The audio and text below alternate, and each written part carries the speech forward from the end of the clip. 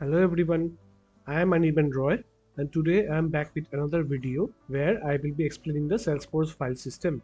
Here I am going to show you what are the standard objects that are utilized by the Salesforce files, why it is utilized, the attributes which is the fields of the standard object, the important attributes, and also some real use cases based on how we can interact with this file system to query the data.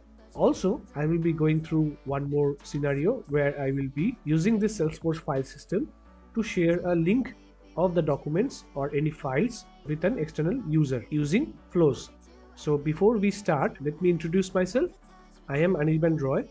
I have been a Salesforce developer for the past 3+ years, and I have knowledge in LWC Apex and including any kind of Salesforce implementation and integration. So moving on to our today's agenda. So why use this Salesforce file system? If you know, Salesforce used to have attachments as the older way of storing the files, which uses the attachment object. And what happened is that, assume that I have to share the file with multiple people, with some people in a view mode, with some people in a downloadable mode. In that case, this complex relationships cannot be maintained in the attachments. So the change was done. Salesforce introduces the new file system, which is using the main 3 objects, including some other objects, but mostly these 3 objects are utilized, which is content document, content document link, and the content version. I will be going through each of them, why are they used, and what are the important attributes of those. So the first, what is content document? Content document represents a document that has been uploaded to a library in Salesforce CRM content or Salesforce files. So whenever you upload a file, whether it's an image, whether it's a document or it's a PDF, anything that you upload represents a document for Salesforce. Here, this content document contains all the attributes of the document which is uploaded, like the last modified date means when it is uploaded, the created date obviously, then comes the MIME type, the file type, what is the file extension, what is the file size, and everything. It gets stored in the content document. Now Salesforce then introduces the content version. What is the content version? Now assume I have this document uploaded, been shared with multiple people, with some people in a view mode, with some people in a read and edit mode. Now you need to update that document which has been shared with those people, but you don't want to reshare them again. In that case, I have to upload another version of the content document, which ensures that the sharing settings are intact for the document, but the document itself gets updated to the newer version. Let's assume that you have a document which you have overwritten, which you have updated recently based on the new changes. In that case, this content, you will be uploading a new content version of that document. The sharing settings does not change, just that version of the document gets changed, and only that version gets reflected on the content document. And now there is a third object. The third object is content document link. Now if I upload the file, right, meaning I am the owner of the file and I have uploaded it to lead, so the content document gets linked with the user who has uploaded and also the object which has uploaded. It creates 2 content document link record. Here the document is saying this represents the link between Salesforce CRM content document or Salesforce file and where it is shared. A file can be shared with users, group of records, and also any Salesforce CRM content libraries. This is what the terminology of these 3 objects. I will be also explaining in details. Here I will be coming to the content document, which contains the latest version of the document, including all the file attributes. If I scroll down, these are the attributes that are utilized. Now I will be going through some of the attributes which are utilized mostly, and I will be explaining them. To get these documents, you can just search for, let's say, content object reference, and you can find this document. However, I will be linking this document in my description of the video. So here, if I scroll down, these archive fields, these are not required as much. There is a content asset ID, which is basically, let's say if you have uploaded that file to an asset, then this file, then the ID of that asset, it gets attached to the content asset ID. However, this is not required. Then there comes the content modified date. This is let's say if I have uploaded a new version, which I told you, right? In that case, this content modified dates gets updated to that date. That is why this content modified date is there. Then comes the content size. This is basically the size of the file in bytes. So it shows the in Apex it shows in a decimal format. Then there comes a description. You can add a description. This is for your usage. And then there comes the file extension.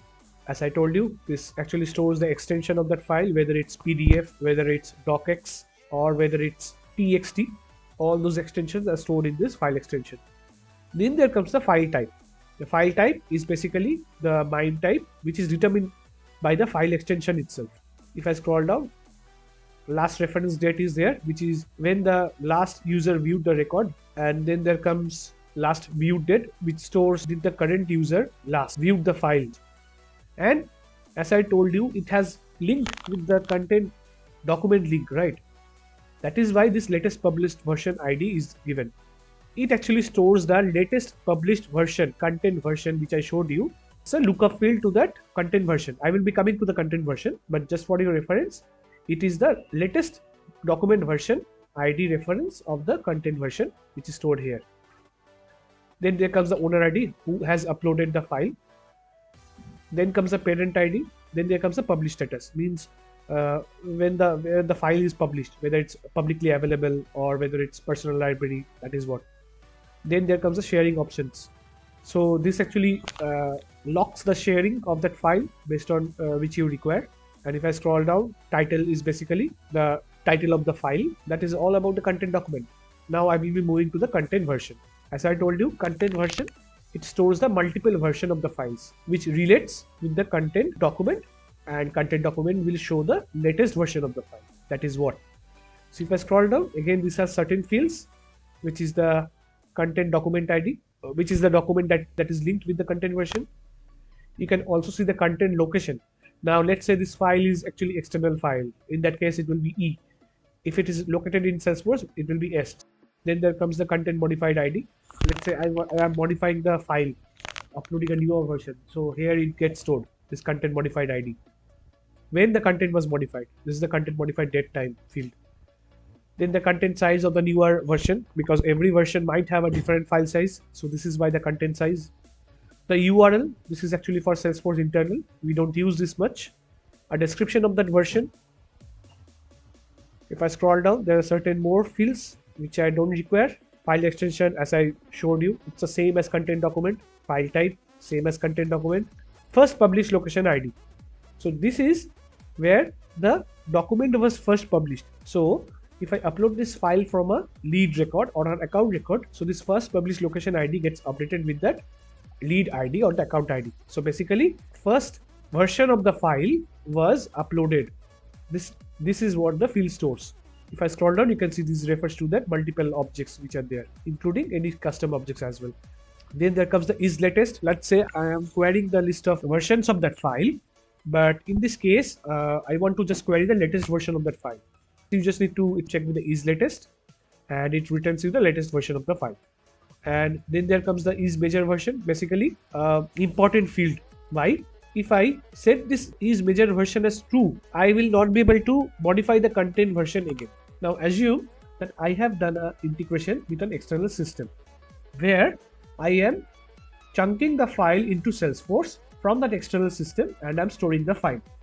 If the major version, if this field is set to true of the content version which I'm chunking, it will not let me to update that content version, update that chunk into the content version, because that file is fully created now. But if it is set to false, means you can still replace that file with the newer version or the newer binary information. So this is why the is major version is there. Then the language, which is basically the language of that file. Then negative rating counts, this again we don't need much. The origin is basically, let's say if I upload a file from chatter, right, so it comes as H. If I upload a file from normal file system like from lead or any files, it will be content document. So this is the C. In that case, this will be C. The owner ID, as I told you, who is owning that current version of that document. The path on client, this again we don't need much. Then the publish status, rating count, reason for change. Now this is again one more special field when it is required. Let's say I am uploading a version of another that file. In that case, you have to provide a reason. Let's say the comment can be anything like, due to the latest implementation, we have uploaded the newer version of the file. This is why the reason for change field exists. It stores the comment of that why the latest version was uploaded. And then there is sharing options, there is sharing privacy. These things again we don't need. The title, the version data. So this version data stores the actual content of that file in base64 format. And now there comes the version data URL, which is now this actually stores the thumbnail URL of that file.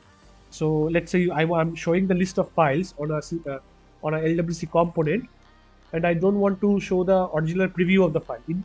Instead, I will be just showing the thumbnail version of that file. Again, it can contain multiple versions. You can obviously go with the biggest thumbnail, which is 720 by 480. This is the biggest thumbnail resolution that is available. And there comes the version number. Now, if I upload the first version, when I upload the first file, it actually sets the version to 1. Then if I update that version of that file to the next, it gets updated to 2, and so on. This is how the content version is utilized. Then there comes the content document link. This is the easiest object to understand, where it just relates with the content document ID, which is the file which I am sharing with, and the link entity ID, the file which is shared to. So this is the junction object between those, the file and the object or the user who has the access to. And share type means how I have shared it, whether it's a only view permission, whether it's downloadable permission, and everything. Visibility again, like every user is able to see the file, or only some other only the shared users. So those things you can set. This is only about the content document link. Now, before moving to the real use case, I will be again just going to my slide, and I will be explaining the link of these objects as I explained just now. So content document link, as I told you, these are the mostly used fields: ID, latest published version ID, title and description. The latest published version ID field stores the lookup relationship with this content version, which is basically it stores the latest published version of that content version.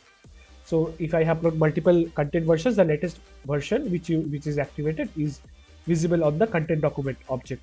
And if this document is shared with a user or a custom object like uploaded to lead or an account, in that case this gets linked with the content document link, where the link entity ID is the shared object with, and the content document ID is the shared file ID. This is all you need to understand to create your triggers, and if you need to work with the Salesforce file system. So now there are certain things you need to understand if I want to create a trigger, let's say I want to create a trigger based on this content document and content document link and this content version, I cannot directly do that. There are certain Salesforce limitation into that, and Salesforce has provided that documentation itself. I will be linking this document into my description again. And now there are certain points to note before we move on to the triggered implementation or the flow implementation. You need to know that not all three objects are triggered when I upload, when I update, or when I insert, or when I update a content version of a file, or if I upload a content document. Here, when I'm inserting a file, it gets the trigger works on content document and content version and content document link as well. All these three gets fired. But if I upload a new version of the file, only content version gets triggered, not the content document and the content document link, because I'm already updating the content version, right? On removal of a record, if I deattach the file from a particular record, then content document link on delete trigger gets fired with the link entity ID of the specified related record that it was attached to. On delete, only content document link gets fired. So these are the 4 pointers that you need to remember. So for this, I have also created 3 Apex triggers on these 3 objects. One is version, content document, and the content document link. I will be sharing this Apex classes in a GitHub repo so that you can also check it out. And here you get the list of content versions. This is basically on versions insert, and here you are just looping the versions. Now to query the, and here are some SOQL examples shown here, just to show you. Let's say I have specific use case, you can use them according to your requirement for your specific use cases. So let's say I want to fetch the content document details of the inserted content version record. In that case, this is how you will be fetching them. And here you can see I'm extracting the content document of the content version. Similarly, let's say I want to query all the other versions which are related to the same content document. In that case, I will be querying with the content document ID, which I told you. If I upload a version, my file which was shared, the actual file which was shared with multiple people and everything, that is not changing, but only the data or the content itself, that is what is changing. So in that case, the content document stays the same. And then it comes then there's one more SOQL which fetches all the content document link records related associated with the content document. I want to query all the records. I want to query the information based on whom this file is shared with, whether it's shared with an object, whether it's shared with a user. So I can do that with this query, which gives you the link entity ID, which you can determine to see whether it's a user record or the object which is shared with. It can be standard object, it can be custom object. This is for content version trigger. Then there comes content document. This is only works only after insert and after delete. Here it is, you can see that I have certain SOQL examples you can use as you require. Let's say I want to fetch all the versions of that record related to this content document. So in that case, I will be creating the trigger on content document only. This is what you have to understand. So here I'm getting all the information, all the content versions of that content document. So let's say I want to see the version history of a document, right? In that case, I will be using this SOQL. Similarly, I want to get the latest version of the document. This is the query which retrieves the latest version of the document. Now, on the content document link trigger. Now let's say I want to query all the information of the content version and the content document. In that case, you can do that easily in the content document link, where you can see I'm querying the content size, the file extension, including the latest published versions, which means this is actually the content versions as well of that shared link. Here to retrieve the information of the content document from this, you can use like this. Here you can see cdl.contentDocument. So it actually stores this information into this content document. Similarly, if I want to get the version, this content, it stores the information from here to this version itself. And here is the further logic if you want to require. If I deattach that file from a record, not delete the record, I'm just deattaching that file from a record. I will be going through that demonstration video. I will be going through that demonstration, but before that, just you need to understand. Deattach means I am just delinking that file from that object or that user, which triggers this content document link on delete.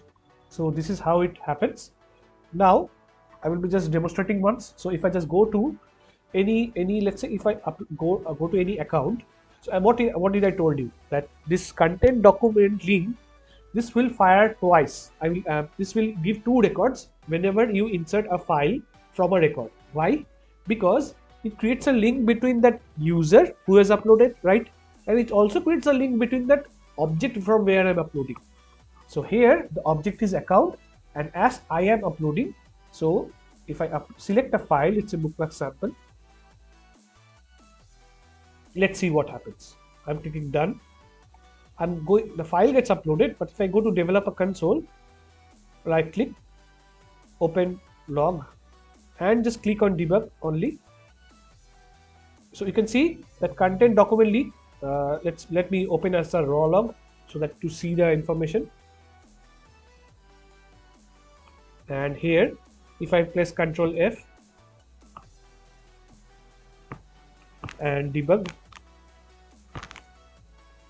on content document insert, as I told you, this will only give you one document. So if I just copy this information open any JSON formatter. I will be going through one by one, testing it. You can see this is the content document which I have uploaded.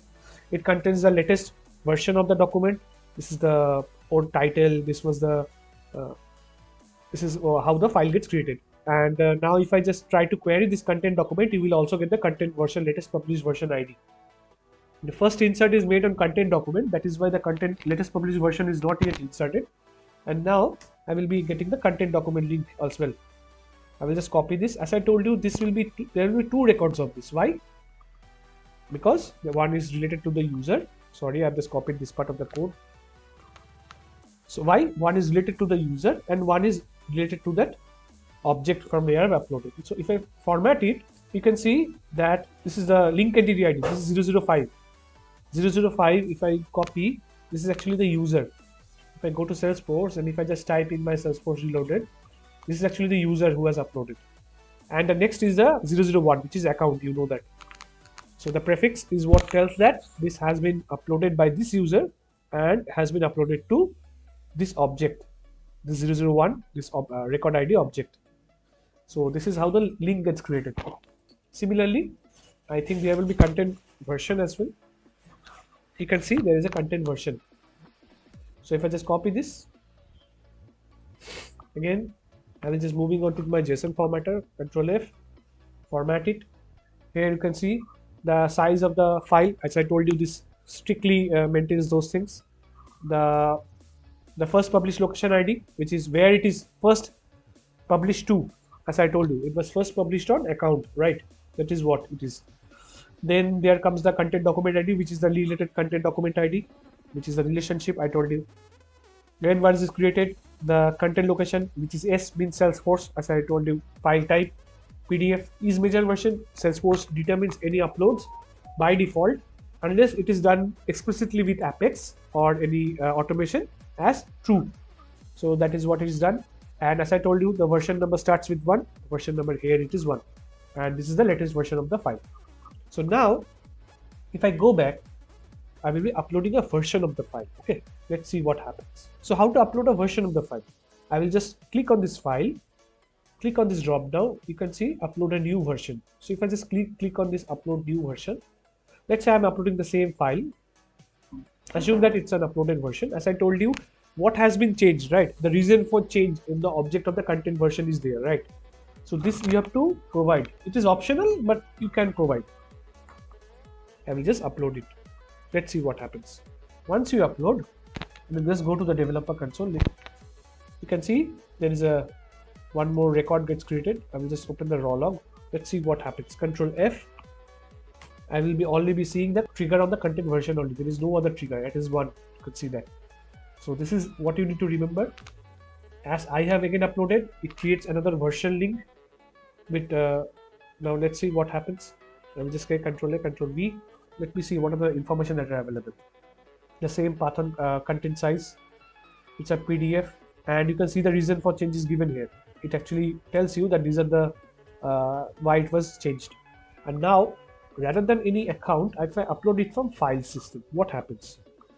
In that case, what will happen is that all the three will get triggered: the content document link, and the content version. But the catch is that because I'm not uploading from any related object, right? In that case, only one content document link will get created because I am uploading, as I told you, the link will be there. So I will just try to upload a file. Let's see what happens. I will be just uploading this invoice sample. Clicking done. And now if I just go to developer console, you can see another when the log gets created. I will just open this in new tab. Control F, search for this. On content document insert, I can see one content document because it's a new file, obviously. One content document link will get created. I will not go through the details again. Content document link, I will just, this is what I need to see. I will just copy this part and just to show you. I'll just copy this whole thing. Open in the JSON formatter, Control A, Control V. And you can see only one record is visible. There is no other record because it is only linked with the current user. So the link entity ID is given here. This is the user ID. I'll just copy this ID. You can obviously query the data also, but for this video, I'm just going to paste it here. And you can see this is a user record. This is the standard admin user. This is actually I'm the admin user only. So this is all about the demonstration for the trigger. use them accordingly, understand why it is required, and how to create a trigger based on your requirement. Let's say you have an integration to do, you can create your trigger based on that. All the information is available.